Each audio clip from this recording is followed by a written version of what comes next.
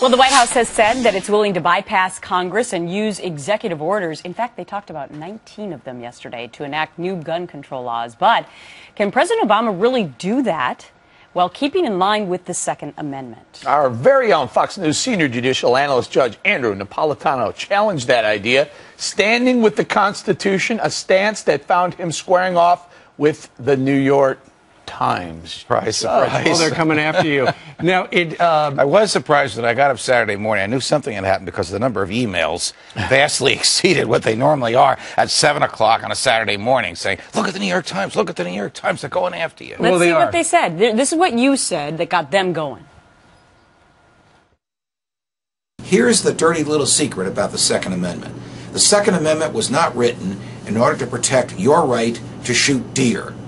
It was written to protect your right to shoot tyrants if they take over the government.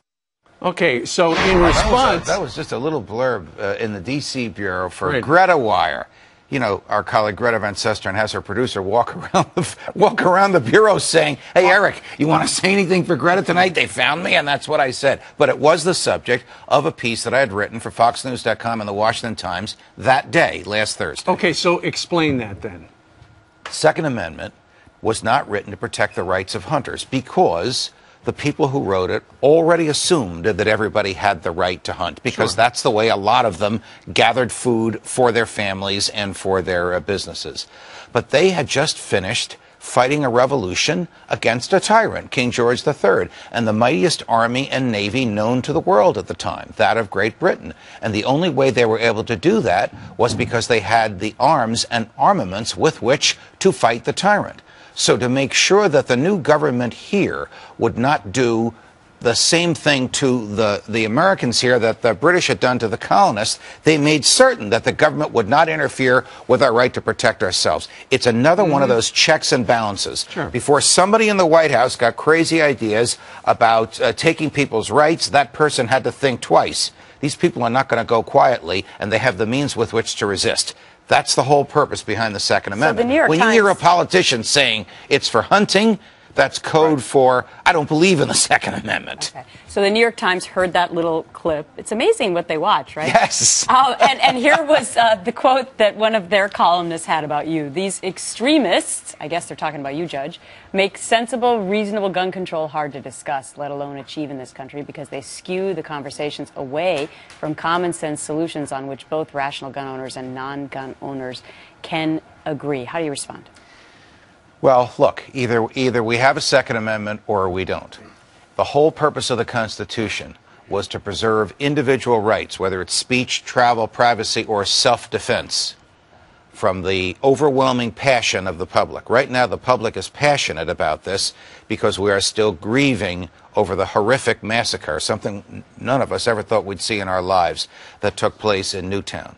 So the question is, should law-abiding citizens lose a fundamental liberty because of what some crazies among us have done? We have almost always answered that question, no. We look out for and prosecute the crazies. We don't take the rights away from those who don't abuse them. And Judge, they took it one step further, the Founding Fathers did when they wrote that Second Amendment. They said the rights shall not, to keep and bear arms, shall not be infringed upon. Takes it one step further, doesn't it? Well, yeah, Eric, and I appreciate you mentioning that. It's really one of the clearest parts of the entire Constitution.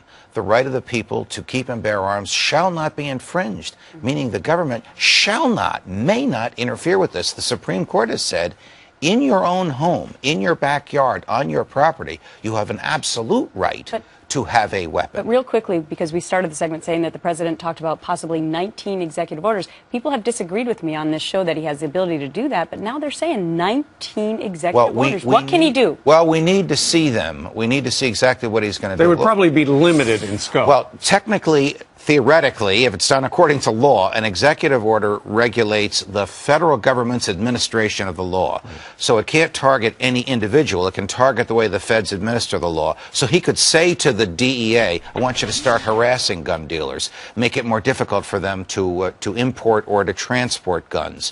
One of the worst things he might do that's being discussed is he could say to the EPA, the Environmental Protection Administration, there's lead in bullets. let's start charging people more for the bullets because lead impairs the atmosphere. They actually tried that in Chicago, and it was defeated. So once we see that list, we'll know whether or not the president and this administration are faithful to their oaths, their solemn oaths to uphold the Constitution, which includes the Second Amendment. All right. Judge Andrew Napolitano, who is now in a tiff with the Times. Judge, thank you very much for Pleasure, dropping guys. by.